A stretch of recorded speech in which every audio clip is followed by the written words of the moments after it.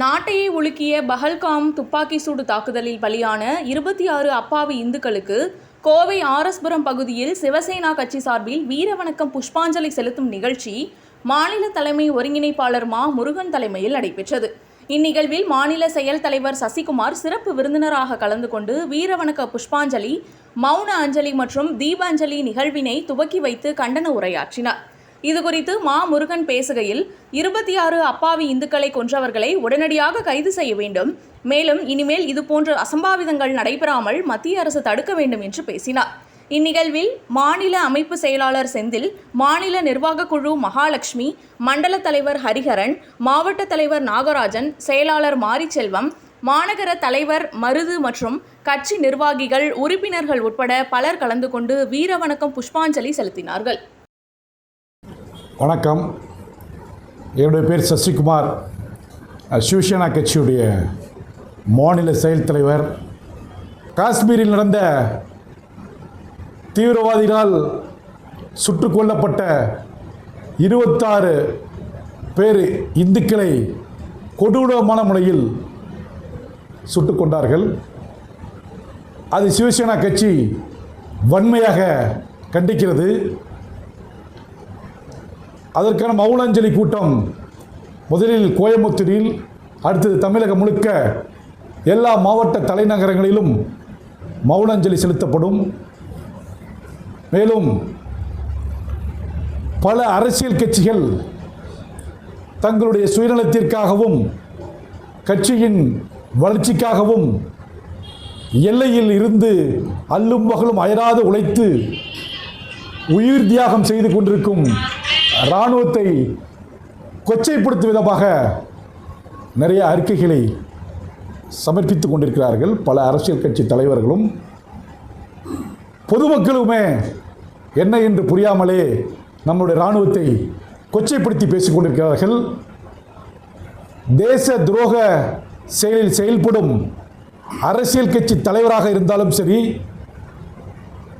பொதுமக்களாக இருந்தாலும் சரி, அவர்களை இரும்பு கரம் கொண்டு மத்திய அரசு ஒடுக்க வேண்டும் என்று சிவசேனா கட்சியின் சார்பாக கேட்டுக்கொள்கிறோம். இந்த பஹல்காம் படுகொலை நடந்தது போன்று இன்றொரு படுகொலை நடக்கக்கூடாது. எனவே மத்திய அரசாங்கம் பாகிஸ்தான் எல்லையே இல்லாமல் அவர்களை அப்புறப்படுத்த வேண்டும் என்று சிவசேனா கட்சியின் சார்பாக கேட்டுக்கொள்கிறோம். பல பேர் உயிர் தியாகத்தால் தான் இந்த நாடு சுதந்திரம் பெற்றது. அப்பேற்பட்ட சுதந்திரம் இன்று பறிபோகிவிடுமோ என்று ஒரு அச்சம் ஏற்பட்டுள்ளது. காரணம், நாடு 1947 சுதந்திரத்திற்கு பிறகு தீவிரவாதத்தாலும் இஸ்லாமிய பயங்கரவாதிகளாலும் பொதுமக்களும் இராணுவ உயர் அதிகாரிகளும் இராணுவங்களும்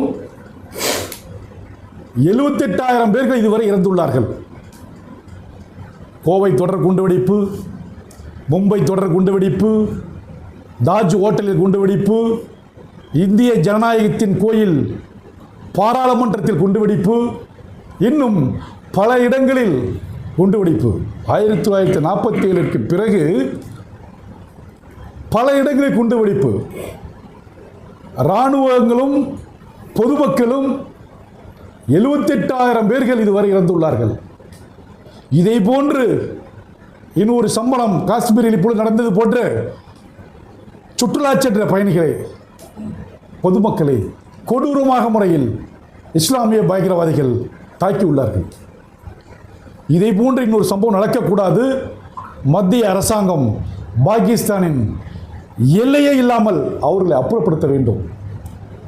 உலகம் முழுக்க உள்ள தீவிரவாதத்தை இந்தியாவில் தான் ஒழிக்க முடியும் என்று சிவசேனா கட்சியின் சார்பாக மத்திய அரசாங்கத்தை கேட்டுக்கொள்கின்றோம். பாகிஸ்தான் எல்லை கூட இருக்கக்கூடாது. பாகிஸ்தான் என்று ஒரு நாடே இருக்கக்கூடாது. அந்த அளவுக்கு அவர்களுக்கு மிகப்பெரிய உச்சக்கட்ட பனிஷ்மெண்ட்டை மத்திய அரசாங்கம் கொடுக்க வேண்டும் என்று சிவசேனா கட்சியின் சார்பாக கேட்டுக்கொள்கிறோம். ஜெய்ஹிந்த்.